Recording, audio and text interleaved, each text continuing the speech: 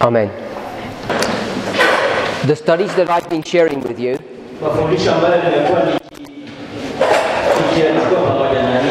have been focused upon trying to understand the methodology that undergirds or supports our message.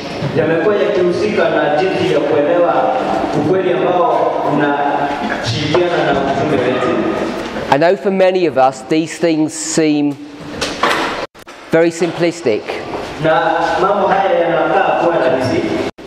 But as I've tried to show you, for instance in our discussion about the book of Joel, how easy it is even for experienced teachers to make mistakes.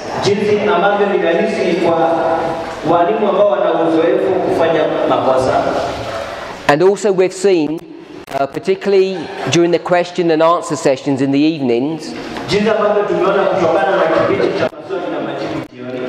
how a number of us are actually even misreading inspiration.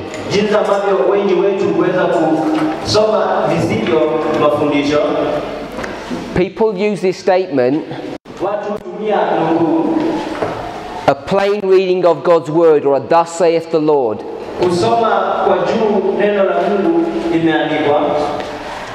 And if we want to use that kind of ideology to express our thoughts and our opinions,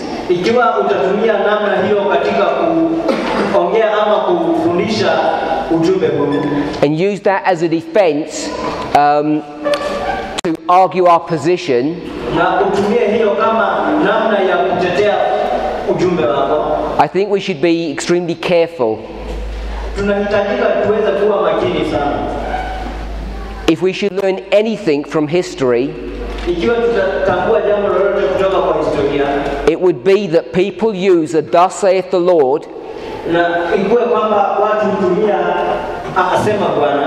to promulgate or teach their falsehoods, not the truth.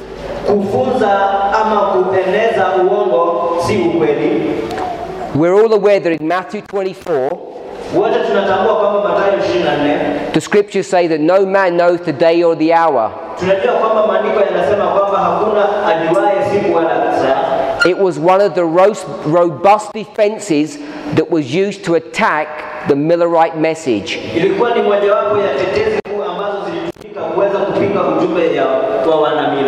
And we know that their message was ordained by God, and more than that, the unsealing of time in the book of Daniel,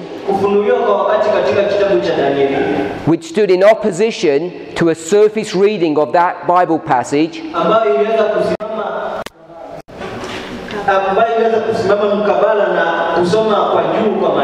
was in fact the message of the hour. So I want to encourage every single one of us to be extremely careful how we read. Over and over again you will come across people who claim to be the defenders of the truth, and yet they misapply inspiration.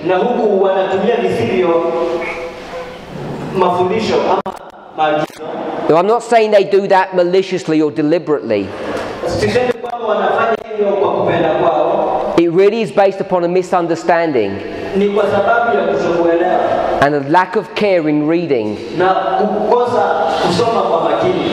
So when you read yourselves, or when you hear me reading,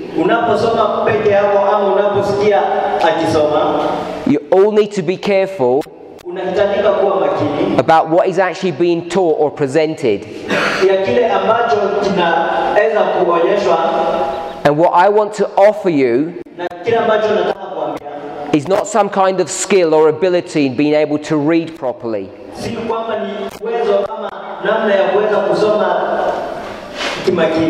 Because that takes practice.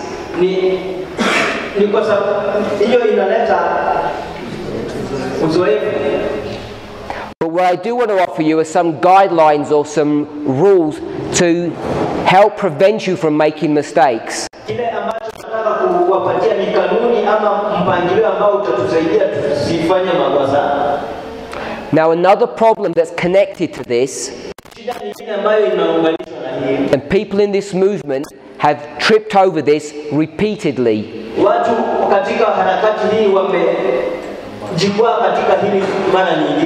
is that we go to the spirit of prophecy to explain scripture. And you might think that's an easy thing to do. But I want to suggest to you it's not that straightforward. And it's based upon a misreading of the spirit of prophecy that's being used to explain a Bible passage that we've come to conclusions that are not easy to defend.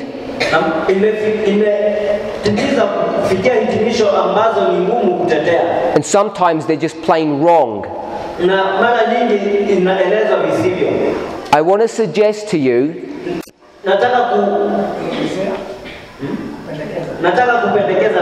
that it's not just arriving at the answer.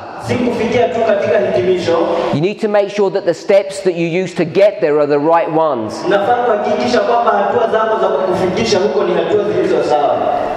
All of us should remember, when you go back to the Millerite history, a number of speakers have been discussing that history. That movement was financed to a level of hundreds of thousands of dollars.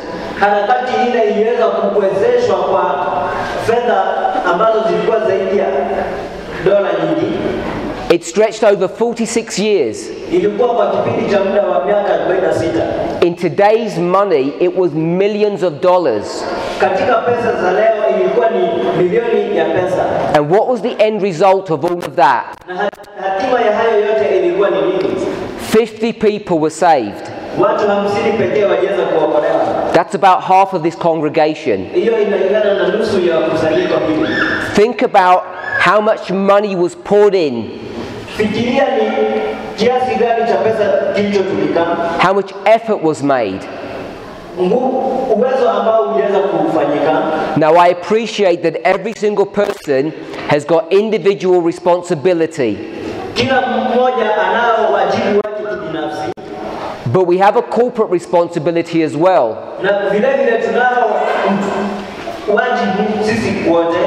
And we know that the Millerites were teaching things that were not correct. And these errors in their message caused people to stumble and fall.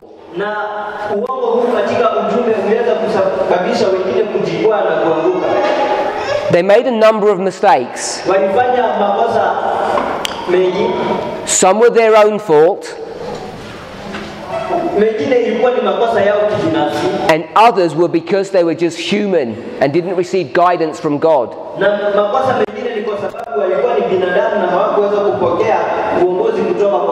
And we should remember those lessons, because we truly have life and death in our words. So that's why I'm focusing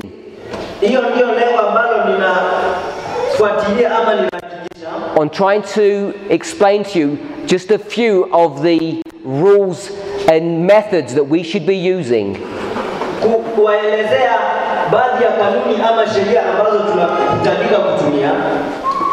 So I guess the overarching theme or idea or principle that we should be using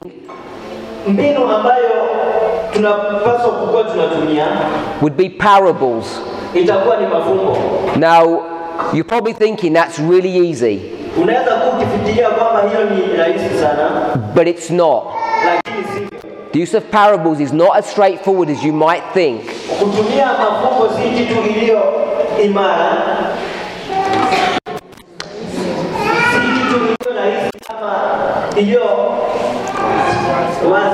I chose to use the book of Joel akaanza kutumia kitabu cha Yoeli to try to show you how parables are used. kujaribu kuonyesha jinsi ambavyo mafumbo yanatumika. And if you've been to those classes, Na ukiangalia katika mafumbo hayo, you'll understand what this means. ikiwa umekuwa katika makundi hayo ama darasa zilizotangulia, utaelewa kile ambacho kinamaanishwa hapo. I would hope by now Nadhania kwa sasa I could ask any of you naweza uliza mmoja wenu to come up and fill in the gaps, aje na aweze kujaza mapengo yaliyoachwa, because it's relatively straightforward once you get the pattern. kwa kuwa ni iko imara ama iko sawa ikiwa ushapata muundo. So we saw that this was step 1, Tuliona kwamba hiyo ilikuwa ni hatua ya kwanza, and this was step 2, hiyo ilikuwa ni hatua ya pili, the natural and the spiritual, ya kiasili na ya kiroho. and this was what? Na hiyo ilikuwa ni nini? History, Ilikuwa ni historia, and this was prophecy. na hiyo ya pili ilikuwa ni unabii. That's the terms that I chose to use. Hayo ndio maneno niliyochagua kutumia. And in the example of Joel, Na mfano wa Yoeli, we said this was an insect, tulisema kwamba huyo alikuwa ni mdudu, this was Babylon, the king of the north. huyo alikuwa ni Babeli, mfalme wa kaskazini. Is that me, or am I doing something wrong?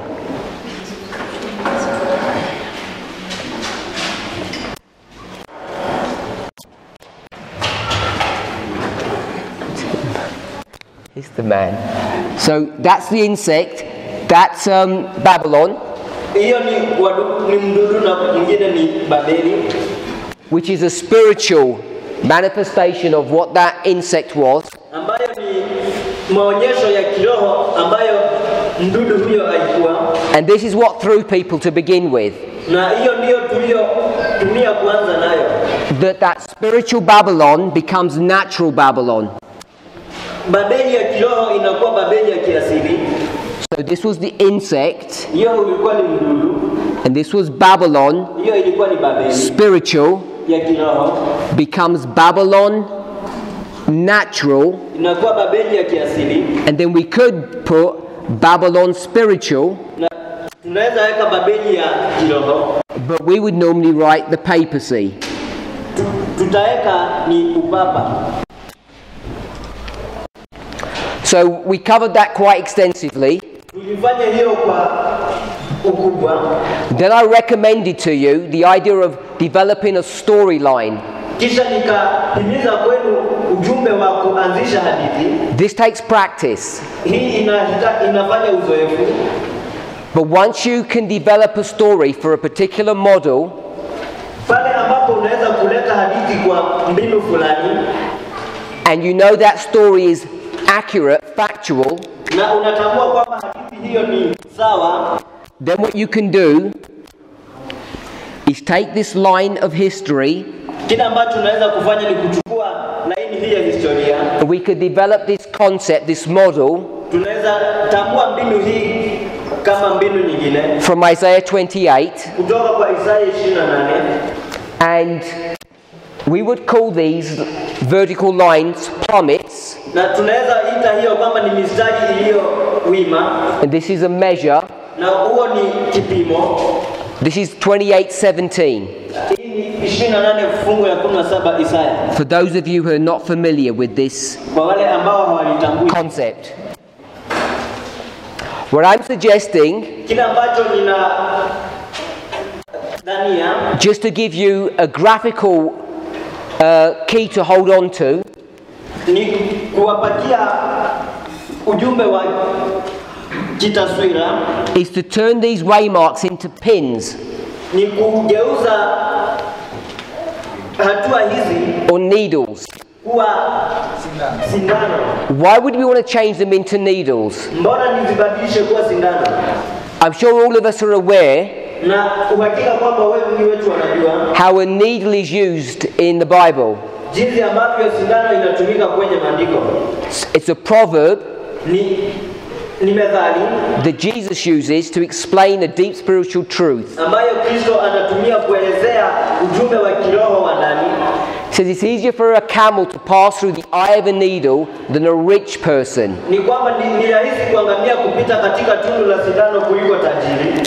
So you get this thread, Unapata uzi huu, and you thread it through these needles. na unaupitisha katika matundu ya sindano hiyo. And once you can begin to conceptualize this, Wakati unapoanza kufikiria juu ya hili, what it's showing you kila inachokuonyesha is that these waymarks now connected, they're sewn together. inaonyesha kwamba hatua hizi zimeunganishwa kwa pamoja, And on top of that, na juu ya hayo we can show what I think is a nice spiritual truth, tunaweza kuona kile ambacho ni ukweli wa kiroho, that if you're rich kwamba ikiwa utajiri and increased with goods, na umeongezeka na nafaka, what can you not do? ni nini ambacho huwezi kukifanya? You cannot pass through these eyes, can you? Huwezi pita katika matundu hayo. Say amen if you're familiar with that Sema proverb. ikiwa unafahamiana na hilo. So we all know. Mnajua. So these people who are rich and increased with goods, Hawa watu ni matajiri na wameongezeka na bidhaa, when they can't pass through the eye of this needle, na hawezi pita katika matundu ya sindano hizo. what I'm saying is, Kile ambacho nakisema ni kwamba they can't develop a story. hawawezi kuleta hadithi ama kuunda hadithi. And if you can't develop a story Na ikiwa huwezi kuunda hadithi that takes you from the beginning to the end, ambayo inakutoa kutoka mwanzo hadi mwisho, you can't be trusted. huwezi kuwa wa kuaminika. One of the things that you should insist upon Moja ya mambo ambayo huwa tunasisitiza before accepting anything, kabla ya kukubali jambo lolote, any message or truth, ujumbe wowote ama ukweli wowote, is first to check if the parables are being used properly, ni kwanza kutambua mafumbo ambayo yametumika kihalisi, and then to ascertain whether this person is developing a storyline that makes sense. na kisha kutambua ikiwa mtu huyu anaunda hadithi ambayo inaeleweka, Because rich people aren't able to do that. kwa sababu watu matajiri hawawezi kufanya hivyo. And who is rich and increased with goods? Na ni nani aliye tajiri na ameongezeka na nafaka? Laodiceans. Ni Laodikia. So these Laodiceans are not able to do that work. Laodikia hawana uwezo wa kufanya kazi hiyo. But in Daniel chapter 12, Lakini katika Danieli 12, what does it call this class of people? ni kundi hili la watu ni gani? Who don't understand how to tell you a story. Hawa ambao hawaelewi jinsi ya kuunda hadithi. Says they're wicked. Waovu.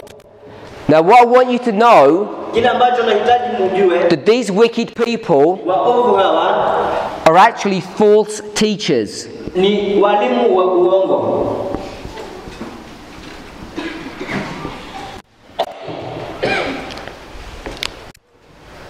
Now I'm going to break my own rule, Na naenda kuvunja sheria yangu, and we're going to skip some steps in the parable, tuweze kuruka hatua zingine kwenye mafumbo only because of lack of time. kwa sababu ya kukosa muda. But if you go to Isaiah 28, Lakini ukienda katika Isaya 28, turn there with me. twende huko.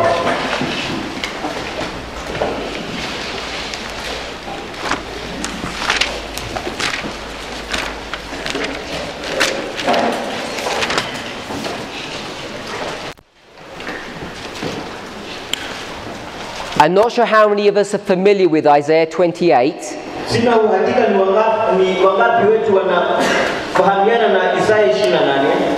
if you're not very familiar, Kama ikiwa mfahamiani sana nayo, I could recommend that you go back into various presentations that we've done in this movement that explain this chapter. ningependekeza kwamba uende katika mafundisho ambayo tumefanya hapo awali katika harakati hii juu ya sura hii. At the school in Nairobi, at the school that we just had, Katika shule ambayo tulikuwa nayo, we discussed Isaiah 28, tulizungumzia Isaya 28, not in a lot of depth, not deeply, we just did a surface study of it. Si kwa kina sana tulizungumzia kwa juu. But I guess surface study is relative. Lakini nadhani kwamba mafundisho hayo yanakubaliana. So I could recommend that you watch those studies. Ningependekeza kwamba uweze kuangalia mafundisho hayo. And I'd also recommend that there are a number of students that were at that school, and you could ask them to do a study with you over this chapter. Unaweza ona pia wanafunzi ambao walikuwa katika shule hiyo wanaweza kuongoza katika sura hiyo. I've said that these wicked are false teachers. Nimesema kwamba waovu hawa ni walimu wa uongo. They're not just people who say we don't know what's going on. Si kwamba ni watu ambao kusema peke yake kwamba hawajui kile kinachoendelea. It's not someone who says I'm not a teacher. Si kwamba ni mtu anayesema kwamba mimi si mwalimu. When we start thinking about these rules and principles, tunapoanza kuzungumzia ama kufikiria juu ya sheria hizi na kanuni, one thing that I want us to be aware of jambo moja ambalo nahitaji kwamba tuweze kulifahamu is that the Bible often uses contrasts. Biblia mara nyingi inatumia maneno haya mkabala. Like red and white. Kama nyekundu na nyeupe. The experience of sin and purity. Uzoefu wa dhambi na usafi. And it often contrasts two groups. Na mara nyingi inaweza kulinganisha makundi mawili. One of the presenters earlier today, mmojawapo wa walimu awali leo, or maybe yesterday, au jana, spoke about two groups of people at the Sunday law. aliongelea juu ya makundi mawili ya watu wakati wa sherehe ya Jumapili. Hopefully we're all familiar with Daniel 11 verse 41. Na ikiwa tunafahamiana na Danieli 11 fungu la 41. Now that I think about it, I think I was the speaker. I was the one who mentioned it. Alikuwa ni mwalimu aliyezungumzia jambo hilo. So it mentions two classes, those that escape and those that are overthrown. Inaonyesha makundi mawili, wale ambao wanaokolewa na wale ambao wanapinduliwa. And what I want us to see, na kile ambacho nahitaji tuweze kuona, not proving this, sita hakiki hivi, is that they're like mirror opposites of one another. Ni kama ni they're like nyuma ya kio. So the Bible does this contrast between two groups or two experiences. Biblia kile ambacho najaribu kufanya ni kufananisha ama kulinganisha makundi mawili. It doesn't say something happened to this person and something happened to this person. Haisemi kwamba jambo lilitendeka kwa mtu huyu na jambo lilitendeka kwa mtu huyu. And the experiences are disconnected or unrelated. Uzoefu huu haushikamani wala na hauhusiani. If you are aware ikiwa unafahamu that the Bible is using this technique or methodology kwamba maandiko yanatumia mbinu hii of contrasts, ya kulinganisha, it helps you to be able to take a step forward and explain what those verses are teaching. Inakusaidia kuweza kupiga hatua mbele na kueleza kile ambacho mafungu haya yanaeleza. So when I say from Daniel 12, wakati nasema kutoka Danieli 12, the wise and the wicked, wenye hekima na waovu,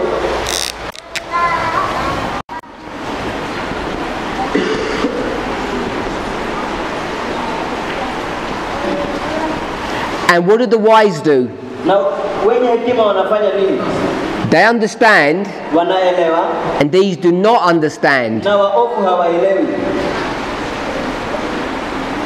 So you can see the contrast. Unaweza kuona kulinganisha huko. So there's a level of contrast, Kuna kiwango cha kulinganisha, but there's another interesting phenomena that you see. There's another interesting concept that you can see.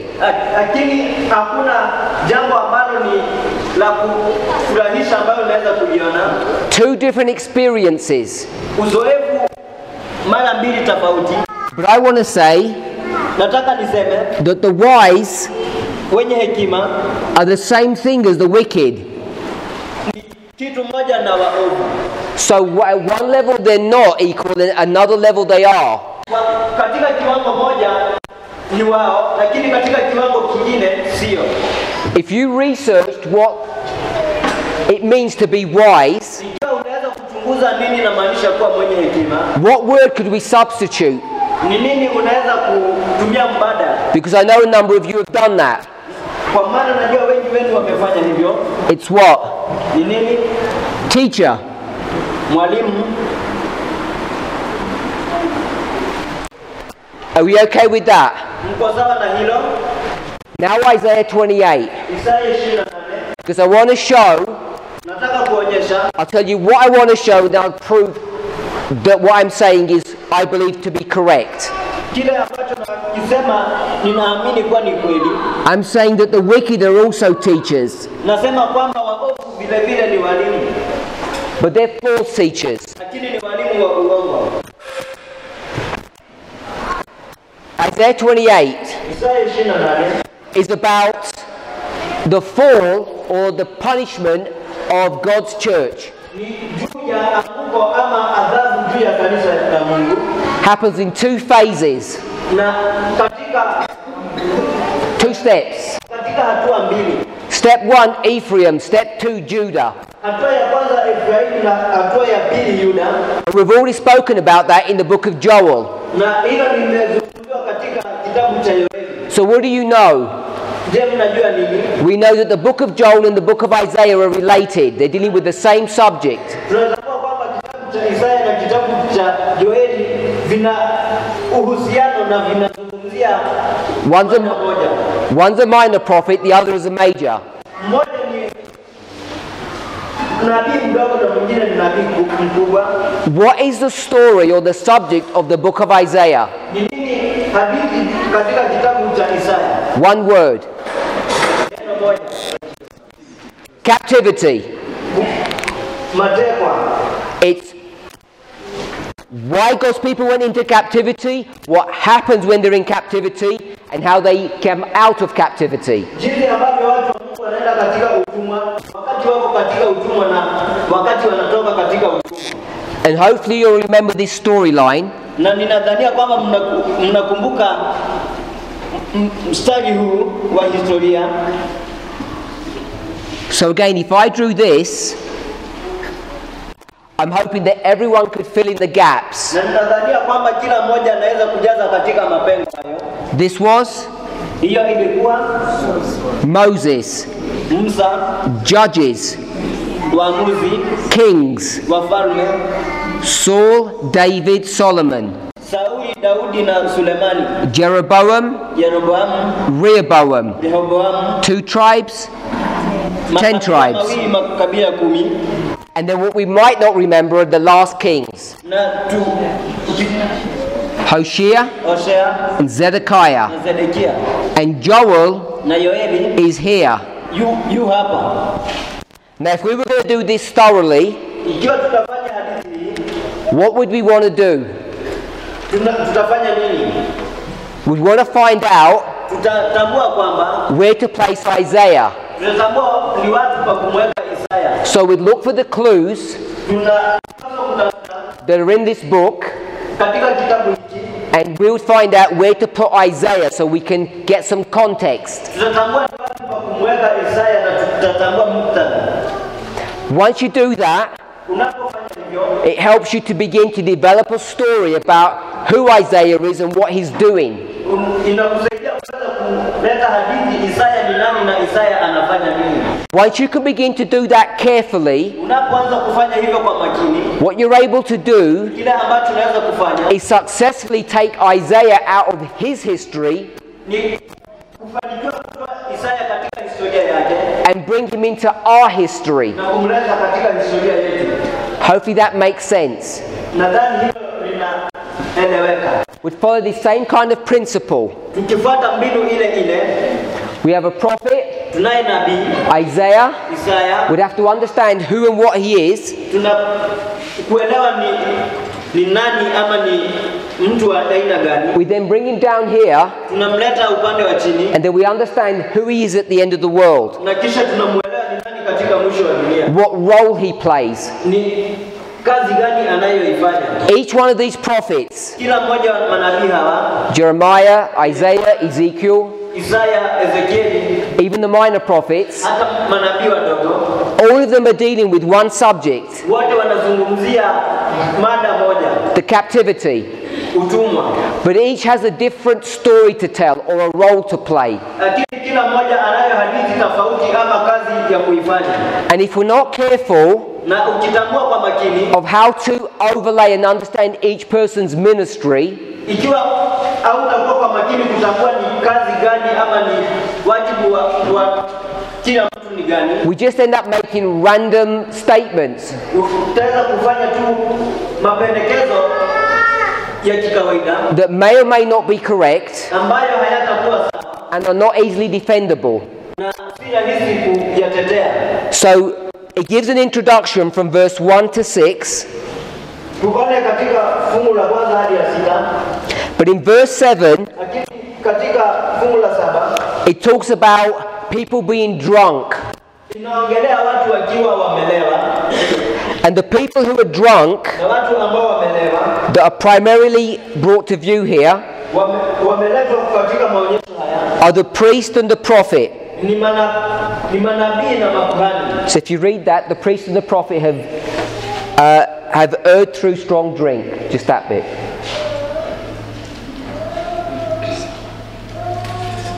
Kuhani na nabii wamekosa kwa kileo, wamemezwa kwa divai, wamepotea kwa kileo, kukosa katika maono, kujikwaa katika hukumu. What do what do prophets do? Manabii wanafanya nini? What do prophets do? Manabii wanafanya nini? What's their job? Kazi yao ni gani? It tells you in the vision. It tells you in the verse. It says vision. Can we see that at the bottom of the verse? Ukiona katika mwisho wa aya hiyo ni maono. And what do priests do? Na makuhani wanafanya nini? They give judgment. Wanapeana hukumu. What I want us to notice, and we won't develop this thought, Tunataka kuleta hadithi hii. that it says priest, Inasema makuhani, then what? Prophet. This is the first half of the verse. na manabii. Hiyo ni nusu ya kwanza ya fungu hilo. And the end of the verse Na mwisho wa says what? Vision nasema maono and judgment. na hukumu. Who does the vision? Nani anafanya maono? The prophet. Ni nabii, And the priest does the judgment. na kuhani anafanya hukumu. Now this pattern that we can see here, Muundo ambao tunaweza kuona hapo, this mirror, kio hicho it's called a chiasm. inaitwa chiasm kwa English. And if you can begin to learn to identify these chiasms, Na ikiwa utaanza kujaribu kuangalia maonyesho haya, it helps you to be able to unlock or decode vital information. inaweza kukusaidia kuweza kufunua ujumbe wa muhimu sana. So that's just an observation there. Hayo ni kwa kuangalia. As I said, Jinsi nilivyosema, I'm going to skip a number of steps and go to the end. nitaruka hatua zingine niende mwisho.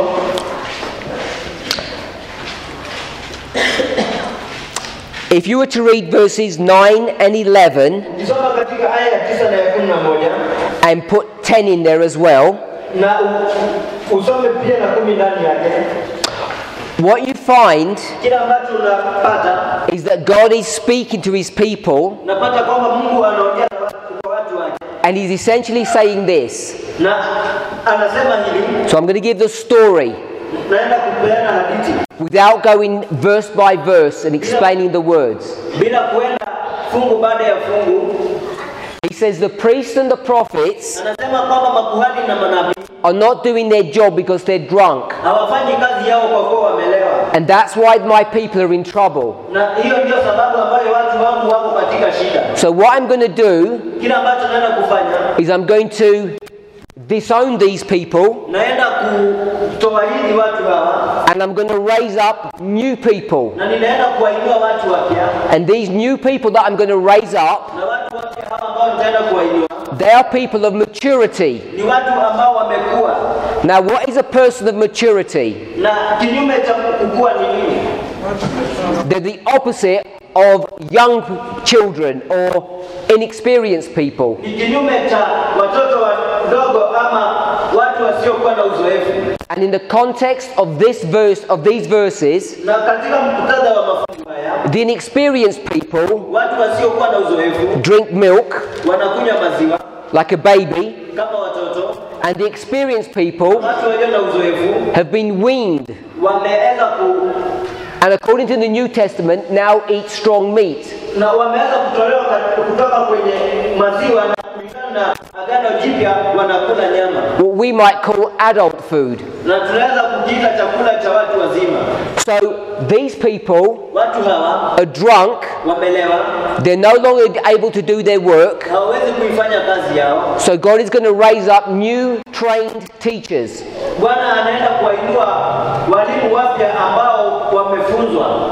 So what I want us to see, Kila ambacho tunahitaji tuweze kuona, we could argue that these people have become wicked, tunaweza kusema kwamba watu hao wameweza kuwa waovu and they're going to be replaced na wanaenda kubadilishwa, by faithful priests and prophets. wanaenda kubadilishwa na manabii waaminifu na makuhani waaminifu. And these new priests and prophets, Na makuhani wapya hawa na manabii they will be able to understand, wataweza kuelewa, because they're going to teach kwa maana wanaenda kufunza the babies watoto in a very simple fashion. katika namna rahisi sana.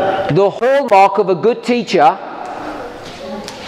the sign of a good teacher, Ishara ya mwalimu mzuri is that they can take complex ideas and make them simple. ni kwamba wanaweza kuchukua maneno ambayo ni magumu na kuyafanya yawe rahisi. As a people, we have really failed to do this. Na sisi kama watu Many of us love to glory in the complexities, tumetambua kufanya hili, na wengi wetu wanatoka katika utukufu hadi kwa mambo ambayo ni magumu. so what I'm saying, Kila ambacho nakisema, this group, kundi hili they don't understand what they're supposed to be doing. hawaelewi ni nini wanapaswa kukifanya. They don't understand they're wicked. Hawaelewi ni waovu. And what's their job function? Na kazi yao ni nini? To be teachers, Kuwa walimu. whether they're giving a vision or sitting in judgment. Ikiwa wanapeana hukumu ama maono. And God is going to raise up new priests and new prophets Bwana anaenda kuwainua makuhani na manabii wapya who do understand, ambao wataelewa, they're wise, ni wenye hekima and they're teachers. na ni walimu. So hopefully I've proven to you Nadhani nimehakiki kwenu that these people who are rich and increased with goods, who don't know how to run a story, kwamba watu hawa ambao ni matajiri na wameongezeka na nafaka na ambao hawezi kuunda hadithi are wicked ni waovu, because they're false teachers, kwa kuwa ni walimu wa uongo, because they don't understand. kwa sababu hawaelewi. So as you begin to study, Unapoanza kujifunza, share these truths with others, ukishirikiana na wengine katika ukweli huu, to be qualified to be a wise teacher, ili uweze kuhakikisha kuwa mwalimu mwenye hekima, you need to be able to follow this principle of running a story through a historical narrative. unahitajika kuwa mtu ambao una uwezo wa kuunda hadithi na kutengeneza hadithi kulingana na hadithi ya kihistoria. We'd call this a reform line, Tunaita hii kwamba nyaya za matengenezo, and you can't have independent waymarks that are not connected together. na huwezi kuwa na hatua ambazo zinajitegemea ambazo hazijaunganishwa pamoja. If you're teaching in that style, Ikiwa unafunza katika mbinu hiyo, I'm recommending that you stop, na kusihi kwamba uweze kuacha because it's dangerous. kwa kuwa ni hatari. So we covered that. Tuliweza kuzingatia hilo. Then we spoke about the subject Kisha tukazungumzia mada that 3/4 of the Bible tukazungumzia jinsi ambavyo Biblia robo tatu za Biblia is talking about one subject, captivity. tukatambua kwamba inazungumzia utumwa. And I tried to begin to explain what captivity meant. Nikaanza kujaribu kuelezea utumwa unamaanisha nini. And captivity is being a slave to sin. Na utumwa inamaanisha kutekwa, kukuwa mateka katika dhambi. And we understand that tukielewa hilo through this concept or idea of parables. kupitia kwa mbinu hii ya mafumbo. So if you were listening to Brother Robert's presentation, Ikiwa ulikuwa unasikiliza katika mafundisho ya ndugu Robert, even though he may not have emphasized this point, japokuwa ikiwa hata sisitiza jambo hili, regardless of the terminology that he was using, kulingana na mbinu aliyokuwa akitumia, and the one that he used was hot and cold wars, ambayo alitumia ilikuwa ni vita vya moto na vita vya baridi. what he was actually doing Kile ambacho alikuwa akifanya was taking a natural story alikuwa akitumia hadithi ya kiasili here huko and bringing it into the end of the world, na kuileta katika mwisho wa dunia, so the natural would explain the spiritual. na ya kiasilia inaelezea kiroho. And understanding that, Kwa kuelewa hilo, you can begin to see unaweza kuanza kuona the same principle about how captivity would work. na mbinu hiyo itaeleza jinsi ambavyo utumwa utafanya kazi. The natural captivity Utumwa wa kiasili has a symbolic or spiritual application at the end of the world. unayo matumizi ya kiishara katika mwisho wa dunia, But not only at the end of the world, si mwisho wa dunia peke yake, even in the history in which it occurs. hata katika historia ambayo inatendeka. And if you remember, we did that in Luke chapter 4, Ikiwa unakumbuka hilo tulifanya katika kitabu cha Luka sura ya 4, where they were mixing up the natural and the spiritual. bila kuchanganya ya kiasili na ya kiroho. Who was in natural captivity? Ni nani aliye katika mateka ya kiasili? The Jews. Wayahudi. The Jewish nation was in natural captivity to the Roman Empire. Taifa la Kiyahudi lilikuwa katika mateka ya kiasili chini ya Warumi. And if you ask the Jew, Ikiwa ungeuliza Myahudi, who's the real person in captivity? ni nani mtu halisi aliye katika mateka? They would have said the Romans, Wangesema kwamba ni Warumi, because they worship idols. kwa kuwa walikuwa wanaabudu miungu. But Jesus, Lakini Kristo using this methodology, akitumia mbinu hiyo, not the ones that they were using, si mbinu ambayo walikuwa wakitumia, because they'd become drunk and heard in vision, kwa kuwa walikuwa wameweza kulewa na hawana maono. he showed them Aliwaonyesha that the Jews kwamba Wayahudi who were in natural captivity ambao wako katika utumwa wa kiasili. So here they are in captivity, Hapo wako katika utumwa natural. wa kiasili. That points to what? Hiyo inaonyesha kwa nini That the Jews Wayahudi are also in spiritual captivity. vile vile wako katika mateka ya kiroho, And this is the Jews as is this. na wale ni Wayahudi jinsi ilivyo katika upande mwingine. Remember in Joel, Kumbuka katika Yoeli, the locusts equal Babylon. nzige wanalingana na Babeli, It doesn't equal someone else. hailingani na mtu mwingine tofauti. We bring that down here. Ukileta hiyo upande wa chini, The spiritual captivity of the Jews mateka ya kiroho ya Wayahudi is pointing to what? inaonyesha nini? Remember, it was spiritual, Kumbuka ilikuwa ya kiroho, and now what does it have come? na sasa imekuwa ya kiasili, Becomes a natural, imekuwa ya kiasili, even though it's referring to the spiritual. japokuwa inazungumzia ya kiroho. And then it talks about spiritual captivity, and who is this? Na kisha inaongelea utekwa wa kiroho. Ni nani huyo? SDAs. Waadventista wa Sabato.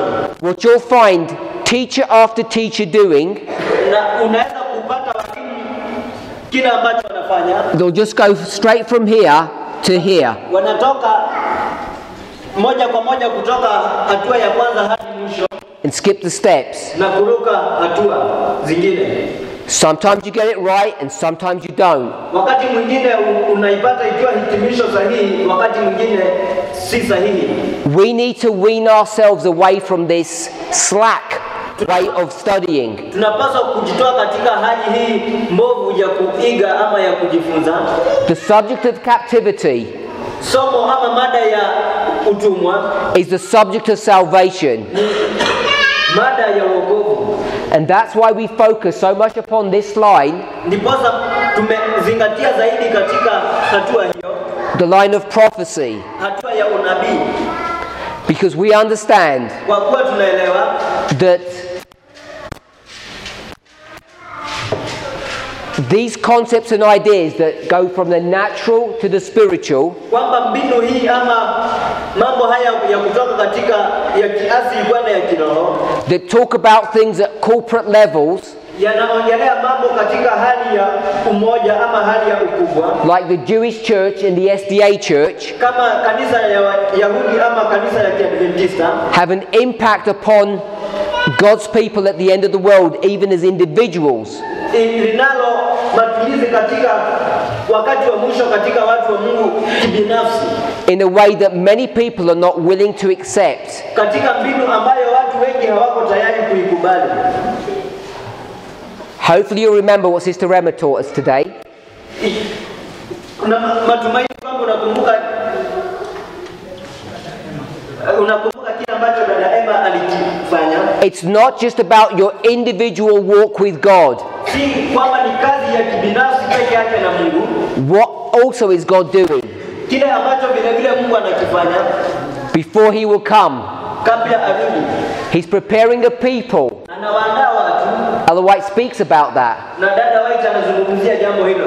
But often when she talks about people, Wakati anapoongelea kuhusu watu, I think we misapply that mara nyingi tunaitumia visivyo and don't read into that word church. na hatusomi jambo hilo kwamba kanisa. Sister Emma was quite explicit that God is preparing a church. Dada Emma alikuwa na uhakika ama alikuwa anaonyesha kimoja kwamba Mungu anazungumzia kanisa. And if you recall, we discussed this yesterday. Na ikiwa unakumbuka tulizungumzia jambo hili jana. You can be a nice Pharisee. Unaweza kuwa mfarisayo mzuri. You can even be John the Revelator. Unaweza kuwa hata Yohana mfunuzi. And you're still in captivity. Na bado uko katika utumwa. We're supposed to be coming out of captivity. Tunahitajika kuwa tukitoka katika utumwa. Not just individually, Si binafsi yenyewe, but corporately. pia katika hali ya ukubwa ama hali ya umoja. And it's this corporate work, Na ni kazi ya umoja. what you might hear people say, organization, Na utapata watu wakiita kwamba mpangilio, that is new and is shaking the SDA church. ambayo ni mpangilio mpya ambao unatikisa kanisa la Kiadventista. Because they're happy for you just to do an individual work. Kwa kuwa wana furaha wakati unafanya kazi ya kibinafsi. But they're not happy Lakini hawana furaha for a people to be prepared. kwa watu waandaliwe. Unless Labda they're in control of that people. wako ingawa wasipowaongoza watu hao. And we see that phenomena happening in the Gospels. Na tunaona hali hiyo ama kitendo hicho kikitendeka katika uinjilisti. Who do we see gathering people around him?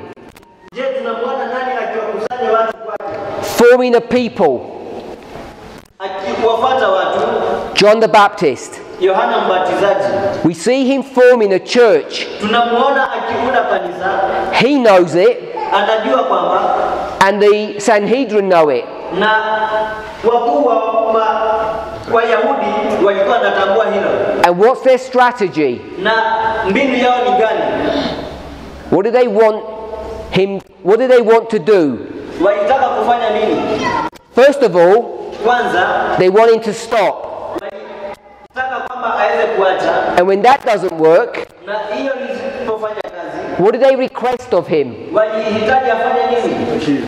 To be baptized. Aweze kubatizwa. Why do they want to be baptized? Na akisha kubatizwa, Because they want to take control of the movement. walitaka waweze kuongoza harakati.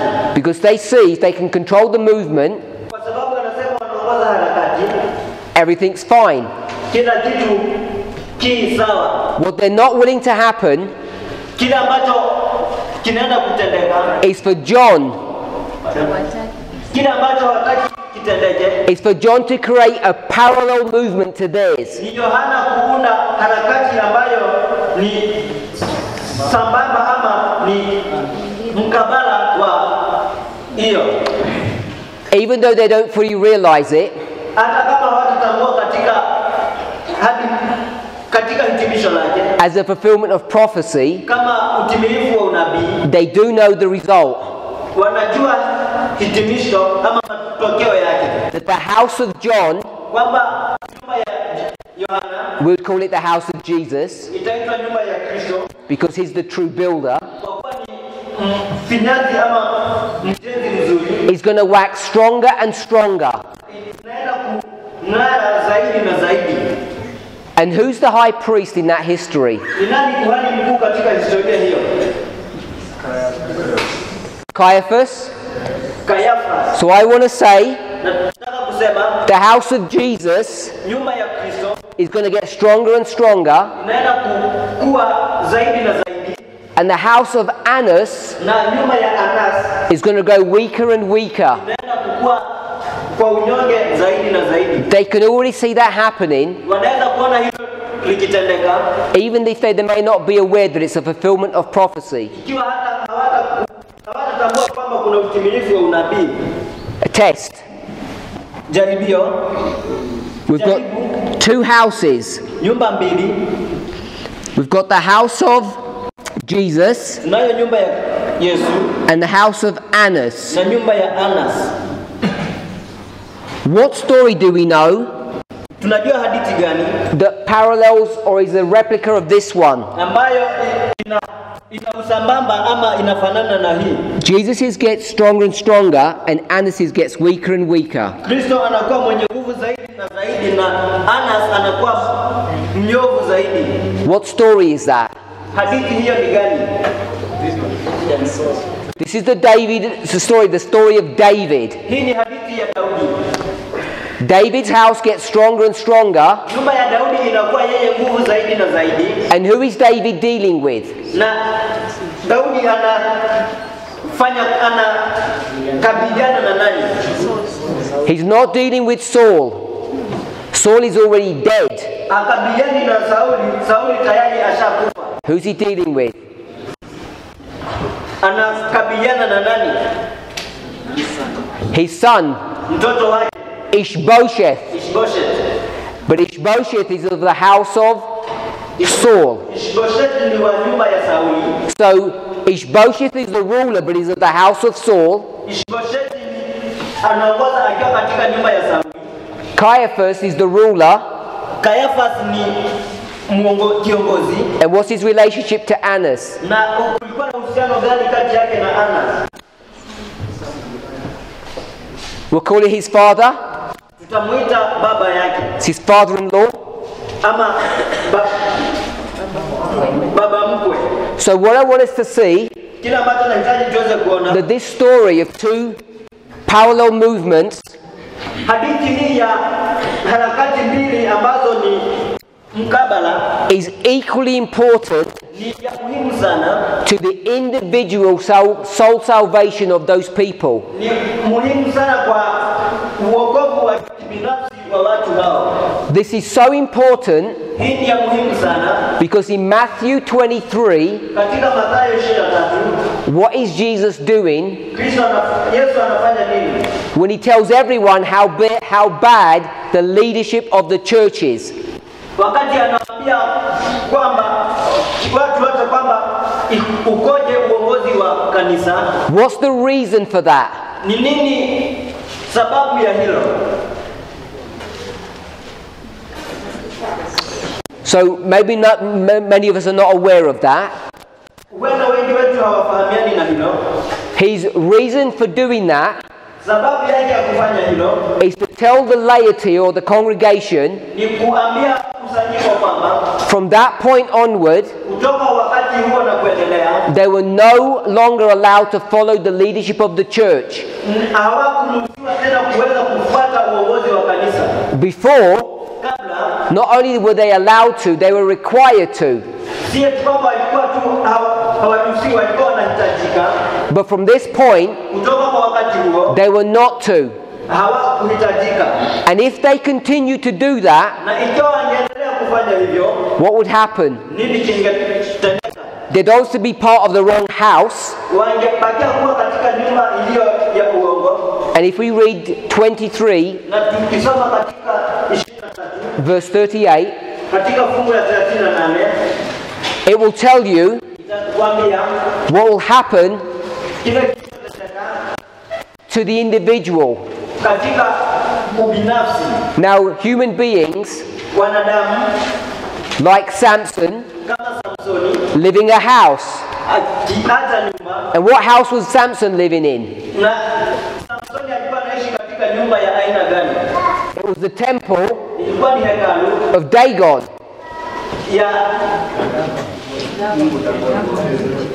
Of an idol. ya miungu. And once that house was desolated, Wakati nyumba hiyo iliacha ukiwa, what happened to poor Samson? nini ilitendeka kwa Samsoni? He was destroyed as well. Aliangamizwa vile vile. We'll read verse 38. Tukisoma kwenye aya mstari wa 38, angalieni nyumba yenu mumeachiwa hali ya ukiwa. So if your house is desolated Ikiwa nyumba yenu imeachwa ukiwa and you live in that house, na unaishi katika nyumba hiyo, you'll be destroyed along with it. utaangamizwa wewe pamoja na nyumba hiyo. This is not the only place Hii si mahali peke yake that you can see the relationship of a corporate work and an individual work. si sehemu peke yake ambapo unaweza kuona kazi ya umoja na kazi ya kibinafsi. You can see it in many stories. Unaweza kuona katika hadithi nyingi. What we would need to do Kila ambacho tutahitajika kufanya is explore those stories to confirm that this principle is correct. ni kuchunguza hadithi hizo na kutambua kwamba kanuni hii sawa. And once you can establish this, Wakati utaweza kutambua ama kudhibitisha hili, you will realize that this is one of the fundamental truths that we're teaching, utatambua kwamba hii ni mojawapo ya kweli za msingi ambazo tunafunza based upon this methodology, kulingana na mbinu hiyo, that there are going to be two parallel movements, two parallel churches, kwamba kutaenda kukuwa na harakati ama kanisa mbili mkabala, and up to a certain point, na hadi katika kiwango ama hatua fulani, everybody's together. kila watu wote wako pamoja. But there becomes a point in time Inafikia wakati fulani, where the separation is so severe, wakati kugawanyika kunaonekana wazi. if you remain in the wrong house, it becomes a salvational issue. Ukibakia katika nyumba isiyo sahihi, inakuwa ni jambo la wokovu. I want to give an example of something. Nataka kupenda mfano wa jambo fulani. So if you go to the book of Ezekiel, Tena katika kitabu cha Ezekieli,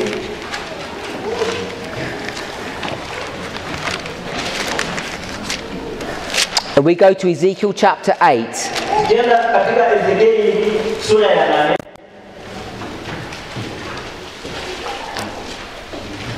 so let me ask you, Hebu niwaulize, we just turned to the book of Ezekiel, tumeenda katika kitabu cha Ezekieli, what should we be doing tunapaswa tukue tukifanya nini before we even begin to consider chapter 8? kabla hata tuanze kuzingatia sura ya 8? We want to try and understand, Tunapaswa tujaribu kuelewa where is Ezekiel in history? Ezekieli yu wapi katika historia, Where does he live? What's his job function? anaishi wapi na kazi yake ni gani. If we were to do that, Tukifanya hivyo, we'd begin to see that Ezekiel tutaanza kuona kwamba Ezekieli spans this history here. ana historia yake hii katika sehemu hii, Before the destruction of Jerusalem and after the destruction of Jerusalem. kabla ya kuharibiwa kwa Yerusalemu na baada ya kuharibiwa kwa Yerusalemu. So he's an interesting prophet to deal with, Ni nabii wa kuvutia wa kuzingatia, because Isaiah kwa sababu Isaya or Joel au Yoeli is on this side yupo katika upande huu exclusively, pekee, and they make predictions. na wanafanya utabiri. But Ezekiel Lakini Ezekieli not only makes predictions, hafanyi utabiri peke yake, he lives through the captivity. anaishi katika utumwa huo. So I want us to think about the implications of that. Kila ambacho tunapaswa kufikiria ni umuhimu ama matukio ya hayo. Because when you begin to see that, Kwa sababu unapoanza kuona hayo, it should begin to change the way you think about what these prophets can teach us. inapaswa uanze kufikiria ama ibadilishe jinsi ambavyo unafikiria kile ambacho manabii hawa wanatufunza. Because we have a bad habit Kwa sababu tuna tabia mbaya of taking Ezekiel ya kumchukua Ezekieli and bringing him before the destruction na kumleta kabla ya uharibifu and make him just predict the future. na kumfanya tu atabiri mbeleni. He experiences the future. Anapitia uzoefu wa mbeleni. So I hope you can see the distinction. Na ndani unaweza kuona utofauti. So we're in Ezekiel chapter 8, Sura ya 8. and we see 4 abominations that you're all familiar with. Na tunaona machukizo mane ambayo tunayafahamiana nayo.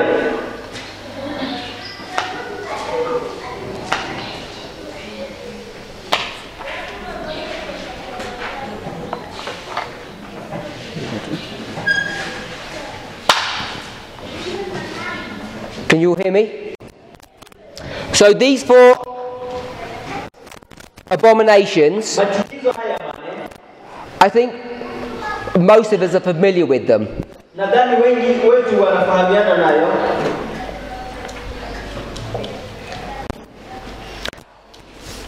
If we were to think about the last one, Ukianza kufikiria juu ya chukizo la mwisho, what's the last one dealing with? chukizo la nini la mwisho linazingatia nini? What's happening in the last abomination, the 4th one? Nini kinatendeka katika chukizo la mwisho? Sunday worship. Kuabudu Jumapili. You have 25 men have their backs to the sanctuary and they're worshipping the sun. Tunao wanaume 25 na wameangalia kinyume na kanisa na wanaabudu jua.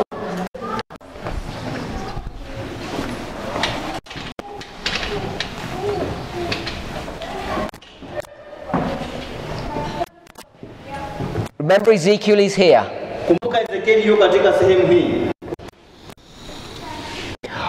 What we're doing Kila ambacho tunakifanya is we're seeing how you'd read literal tunaona jinsi ambavyo unaweza kusoma kihalisia to make some kind of prophetic application. na kujaribu kufanya matumizi ya kiunabii. Here's the destruction of Jerusalem, Uharibifu wa Yerusalemu huu hapo, which is where I put Zedekiah. ambao uko katika Zedekia. Ezekiel Ezekieli is here. yu hapo. Where is chapter 8? Sura ya 8 ni wapi?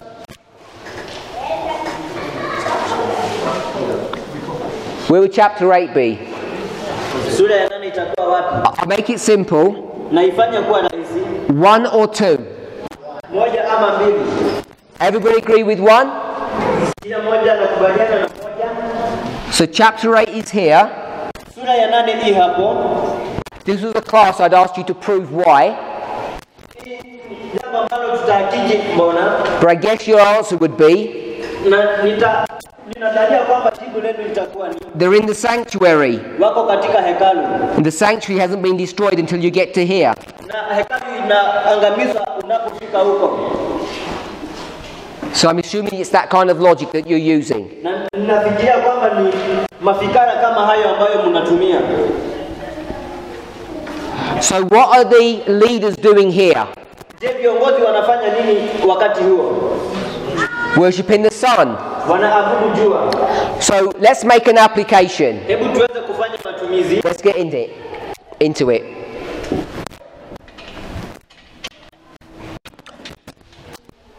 This is the natural, this is the spiritual. Hiyo ni ya kiasi na hiyo ni ya kiroho. Zedekiah, the destruction of Jerusalem and the sanctuary. Zedekia, uharibifu wa Yerusalemu na hekalu. What's this way, Mark? Hatua hiyo ni gani? Because the leaders are already worshipping the sun here. Kwa maana viongozi tayari wanaabudu jua kwa wakati huo. So people give me different answers. Watu wananipatia majibu tofauti. I heard Sunday law, Kuna sheria ya Jumapili. and someone said close the probation. Kuna mtu alisema kufungwa kwa rehema. Is that the same way, Mark, when they said that? So I've got 2 different answers. Kuna majibu mawili tofauti. So how comes as a class we're looking at this passage and reading it differently? So let's hold on to that thought.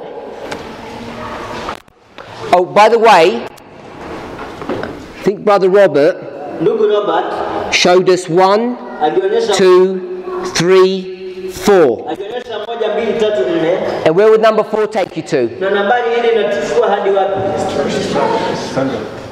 Sunday law? So everybody thinks it's Sunday law, people still think it's close of probation. Let's go to chapter 9. Verse 1. Kisha akalia kwa sauti kuu masikioni mwangu akisema, waamuru wanaousimamia mji wakaribie, kila mmoja na awe na kitu chake cha kuangamiza mkononi mwake. So verse 1, aya ya kwanza, there's these men who are in charge, kuna watu hawa wanahusika, and they've got destroying weapons, na wanao vyombo vya kufisha ama silaha za kufisha. Verse 2, aya ya pili, there's 6 of them, wako 6, and one of them's got an inkhorn, na mmoja wao anayo kitana cha wino. Verse 4, fungu la 4, God says to one of those men, the one with the inkhorn, na Bwana anasema na mmoja wapo wa wale yule aliye na kitana cha wino, go through the city and put a mark on everyone who's good. Enda katika mji ukatia alama katika vipaji vya nyuso vya watu wanaougua. Go put a mark on everyone that is good. Enda uweke alama juu ya kila mtu ambaye ni mwenye haki. To the other ones, kwa wengine wale, he says, go after him and kill everyone anasema kwamba enda kwa wao na uweze kuwaua that doesn't have a mark. wasiokuwa na alama. So, where is all this? Where is this mark happening? Haya yanatendeka wapi? Before the destruction or after the destruction? Verse 4. So we'll put the inkhorn here. Tunaweka kidau cha wino upande huo. So the inkhorn is here. Wino huu hapo. And they're going to mark the good people. Na wanaenda kutia alama juu ya watu wenye hekima. And where are we going to put all of this killing? Tutaweka wapi mauaji haya? In 1 or 2? Katika kwanza ama ya pili. So this is all the killing. Mauaji yako katika upande huo. How many people kill? Ni watu wangapi wanauawa? 6. How many people mark? So the one who marks, what does he do afterwards? He kills? No?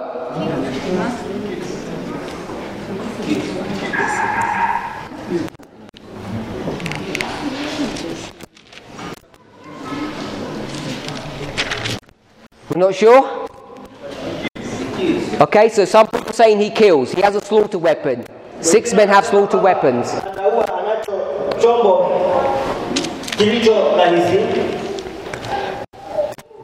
So if you've been in this movement any length of time, this is the favorite passage of ours that we used to explain end time prophecy.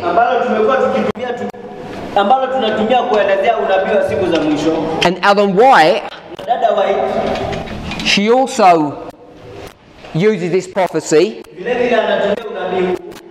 and makes applications. So these 6 men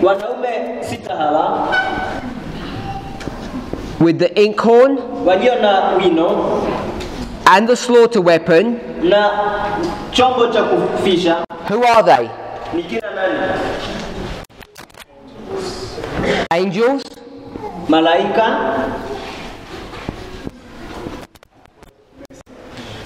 Message. Ujumbe.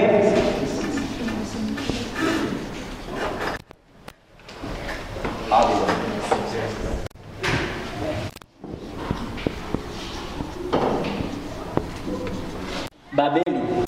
So we've got various different answers. Tumepata majibu tofauti. So how do you know what the right answer is? Unajuaje ni jibu gani lililo sahihi? What is your approach going to be? Na mtazamo wako utakuwa ni upi?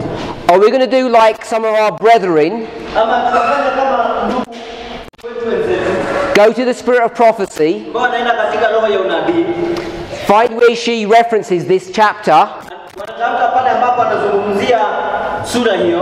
And then follow on with what she tells us that these 6 men represent. Na natumia kile ambacho anatuambia kwamba wanaume hawa 6 wanawakilisha. And if you were to do that, Na ikiwa utafanya hilo, because I know some of us have done it. ambalo natambua kwamba wengine wetu wamefanya hivyo. So this is us. We said this. Hiyo ni sisi tuliyosema hivyo. What did the spirit of prophecy say? Na roho ya unabii inasema nini? Angels. Malaika. When you mean angels, you mean real angels? Unaposema malaika unamaanisha malaika halisi? Yeah? One person shout out. Mtu mmoja aseme. Messengers. Wajumbe. Human beings. Wanadamu. That's what she says. Hilo ndilo I'm asking what she says. Not what you say.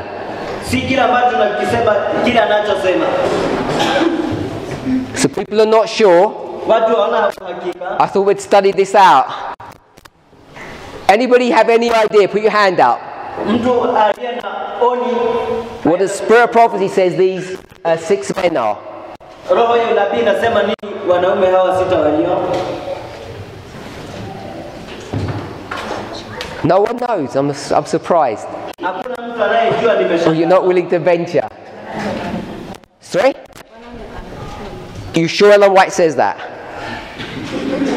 Okay. I'll put 144,000 then, because that's what my sister says. Kwamba ni wale 1,444,000. For certain, she says it's human beings Anasema kwamba ni wanadamu who are upset. I'll put people, it may be women. People who are upset. And they're upset because they're going to die.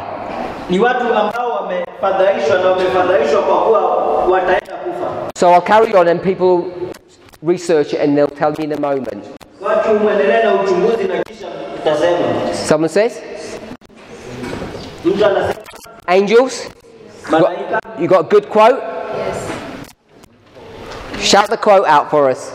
Sema nukuu hiyo. 4 BC 1161.5. Have you got it there? Can I take it and read it?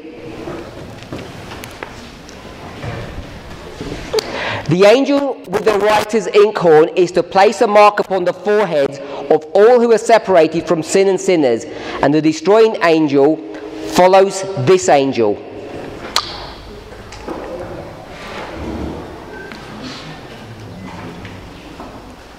Okay, and so that's what you want to read? Yeah? And what is that saying? Inasema nini? It's saying that someone's going to put this seal or mark on someone. So this is angels. Inasema ni malaika. Someone might say that they're the 144,000. Mtu anaweza sema kwamba ni 1,444,000. These are either real angels Hawa ni malaika halisi or they're a symbol of God's people. au ni ishara ya watu wa Mungu. You agree with that? Nakubaliana na hilo. Either real angels Ni malaika halisi or a symbol of God's people. ama ishara ya watu wa Mungu. Has anyone found this one? Yupo aliyepata hili? No one's found that one. Hakuna aliyelipata. Okay, so maybe I made that one up. So I'll leave that one Mtaachana na hilo. and I'll try and find it for the next class. Tutazidi kuangalia katika. Okay, let's try and use the rules that we've developed. Hebu tujaribu tuweze kutumia Kanuni ambazo tumeweza kutambua. Ezekiel Ezekieli is living in this history. anaishi katika historia hiyo. Here's Jerusalem. Yerusalemu It's a real city ni mji halisi with real people. wenye watu halisi. And what are all these prophets doing? Na manabii hao wanafanya nini? What's Isaiah doing? Isaya anafanya nini? He's warning the people to do what? Anawaonya watu wafanye nini? We'll stop that one. What is Joel doing? Yoeli anafanya nini? He's warning the people Anawaonya watu that what's about to happen. juu ya kile ambacho kinapaswa kutendeka. An enemy's coming. Adui anakuja Chapter 2 verse 1. katika sura ya pili fungu la kwanza. And what are we supposed to do? Na wanapaswa wafanye nini? Repent. Watubu. And if we were repented properly, the destruction would be averted. Na ikiwa wangetubu taratibu jinsi ilivyohitajika, maangamizo yale yangeondolewa. Isaiah says the same thing. Isaya anasema jambo hilo hilo. So what's Ezekiel saying? Ezekieli anasema nini? The same thing. Jambo hilo hilo. Go to Ezekiel chapter 1, 2, 3, even into 4. Enda katika Ezekieli 1, 2, 3 na Ezekieli 4. What's he supposed to do in those chapters? Nini kinahitajika kufanywa katika sura hizo? He eats a book, Anakula kitabu, a scroll, mafundisho ama maandiko, and then what's he supposed to do? na anahitajika kufanya nini? Tell people. Kuambia watu. And what does God say if he doesn't tell? What will happen? Na Mungu anamwambia asipofanya hivyo nini kitatendeka? What will happen to the person? The person will die. Mtu huyo atakufa. And Ezekiel will die as well Ezekieli atakufa vile vile. because he didn't warn the person. Kwa kuwa hakuonya mtu huyo. What's he going to warn the person of? Na nini kitaenda kumangamiza mtu huyo? Coming destruction. Ni maangamizo ambayo yanakuja. How do you destroy people? Jinsi ambavyo yataangamiza watu. I'll ask the same question again. Nitauliza swali lilo hilo tena. How do you slaughter people? Ni kwa namna gani unawachinja watu? With a weapon. Ukitumia silaha. So you slaughter people with a weapon, you destroy them with a weapon. Unachinja watu ukitumia silaha, unawaangamiza ukitumia silaha. What is the warning that Ezekiel is supposed to give? Ezekieli anapaswa kupeana onyo gani? The destruction's about to happen. Kwamba maangamizo yanakaribia kutendeka. Who's going to destroy them? Nani anaenda kuangamiza? Babylon. Babeli. Who is in charge of the city of Jerusalem? Ni nani anahusika na mji wa Yerusalemu? Nebuchadnezzar. Nebukadneza. He's already taken he's already dealt with Jehoiakim. Ashamchukua Yehoyakim. Jehoiakim. Yehoyakim. He's placed Zedekiah upon the throne. Pardon? He placed Zedekiah on the throne. Anamweka Zedekia katika enzi ama katika uongozi.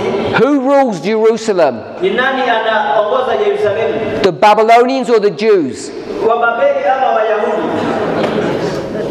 The Babylonians do. Wababeli. In chapter 9, Katika sura ya 9, where did these people who were in charge of the city come from?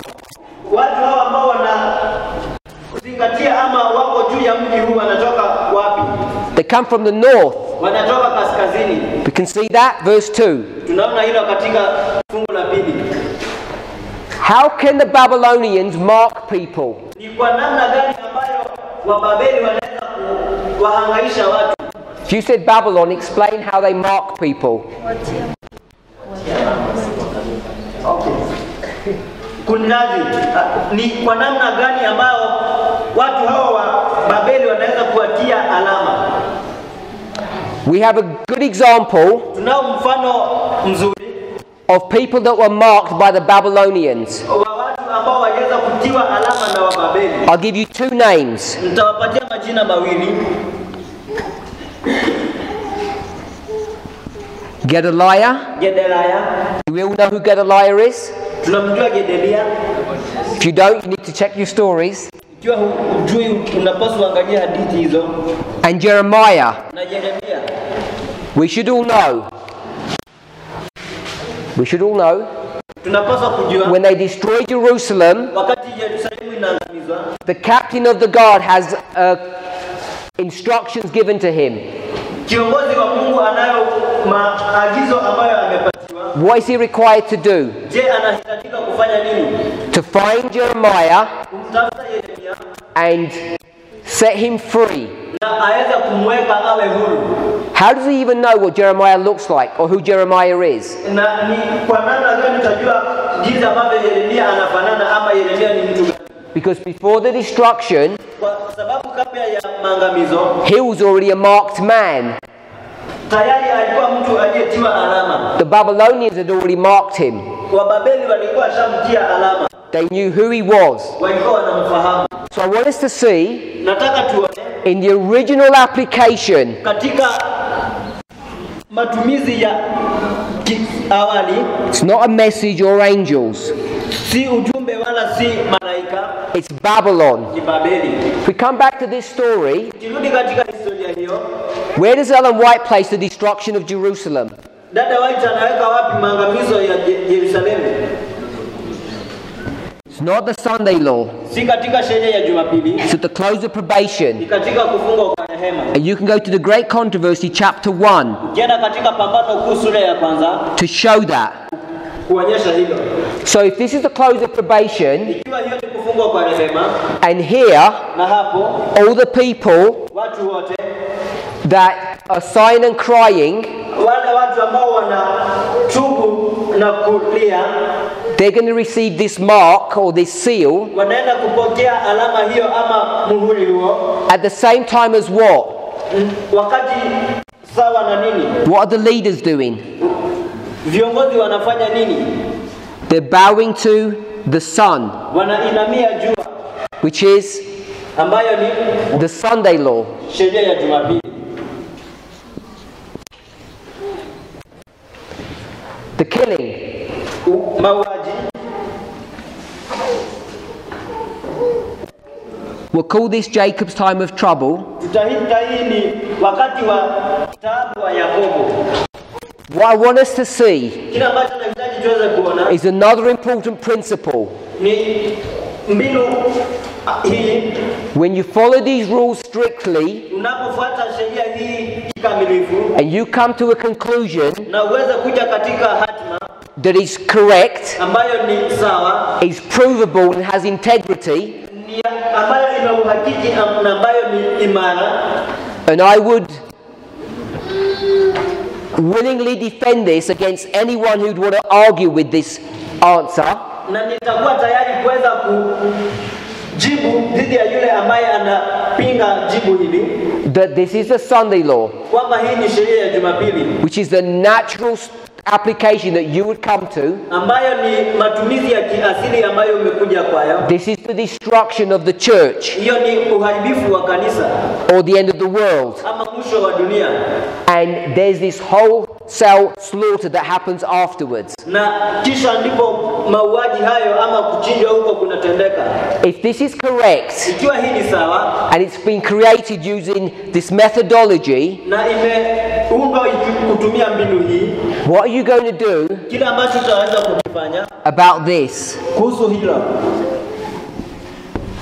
When you have a spirit of prophecy quote, wakati una nukuu ya roho ya unabii that says this is God's people or his angels, inayosema kwamba hawa ni watu wa Mungu ama malaika wake, and this one says na hii inasema kwamba it's Babylon. ni Babeli. Now I said us, Nilisema kwa sisi, this is not us. This is Ezekiel. huyo ni Ezekieli. Ezekiel says it's Babylon, Ellen White says it's angels. Ezekieli anasema kwamba ni Babeli, dada White anasema kwamba ni malaika. Who's correct? Ni nani aliye sawa? This is causing this movement, Hili linasababisha harakati hii and Adventists in general, na Uadventista kwa kijumla, a lot of problems. shida mingi. Not just this, Si hilo tu lenyewe, because this dilemma is repeated over and over again in many different aspects of this message. kwa maana sumbuku hili limerudiwa katika sehemu nyingi tofauti. Some people Watu wengine are going to say, I'm attacking the spirit of prophecy. watasema kwamba ninaenda kinyume na roho ya unabii. Some people are going to say, Wengine watasema one word of the prophet cannot be used to fight against another word. Kwamba neno moja la nabii haliwezi kutumika kupinga maneno mengine ya nabii. We can go through example after example, and this is a theme that is everywhere in the scriptures and in the spirit of prophecy. Tunaweza kuenda katika mifano tofauti na tunaweza kuona kwamba hii ni mada ambayo iko katika maandiko na roho ya unabii. And what you and I are required to understand na kile ambacho mimi na wewe tunahitajika kufahamu is not to ask the question who is right si kujibu kwa swali kwamba ni nani yu sawa and who's wrong. na ni nani asiye sawa. It's not a fight between two prophets. Si vita kati ya manabii wawili. It's a discussion ni majadiliano about understanding what both prophets are doing. Majadiliano ya kuelewa ni nini kila nabii anafanya. Now if we want to develop lines na tutahitajika kuunda mistari, and we want to start making all of this na tutaanza kufanya hayo yote something different, mambo tofauti.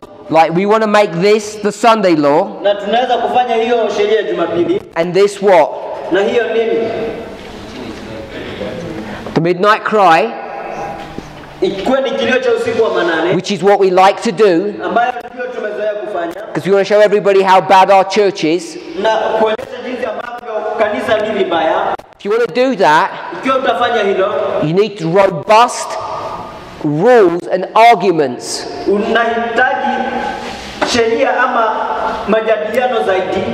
It's not that we don't have them. Si eti kwamba hatuna. It's that we don't follow the rules properly. Ni kwamba hatufuati kanuni ama sheria kwa makini. I'm saying this in summary. Nasema hii kwa kifupi. You go to the natural story. Nenda katika historia ama hadithi ya kiasili. It gives you a natural answer. Inakupatia jibu la kiasili. You make an application at the end of the world. Unafanya matumizi katika mwisho wa dunia. This is how Babylon is going to destroy God's people. Hivi ndivyo Babeli inaenda kuangamiza watu wa Mungu. The papacy, Upapa, Ellen White, Dada White, is going to take this same story anaenda kuchukua hadithi hii, and she's going to say, na anaenda kusema, I want to approach the story in a different way. nitaenda kuizingatia hadithi hii katika namna tofauti. I want to change the symbols around. Naenda kubadilisha ishara. I want to make these men angels, Naenda kufanya wanaume hawa kuwa malaika, not Babylon. si Babeli. And the question is, what gives her the authority to do that? Swali ni kwamba nini inakupa mamlaka ya kufanya hivyo? And our response Na jibu letu is that she's a prophet of God. ni kwamba yeye ni nabii wa Mungu. And she's not the only prophet to do this. Na si yeye nabii pekee anafanya hivi. Every New Testament prophet has done the same. Kila nabii wa maandiko ya Agano Jipya amefanya hivyo. And the reason why this is important to understand, Na sababu ambayo hii ni muhimu kuelewa, because of Isaiah 28. ni sababu ya Isaya 28. God is going to raise up Mungu anaenda kuwainua new priests makuhani wapya and new prophets. na manabii wapya. And prophets Na manabii can make new applications, wanaweza kufanya matumizi mapya, not just old ones. si ya kale peke yake. Let's pray. Tunaweza kuomba.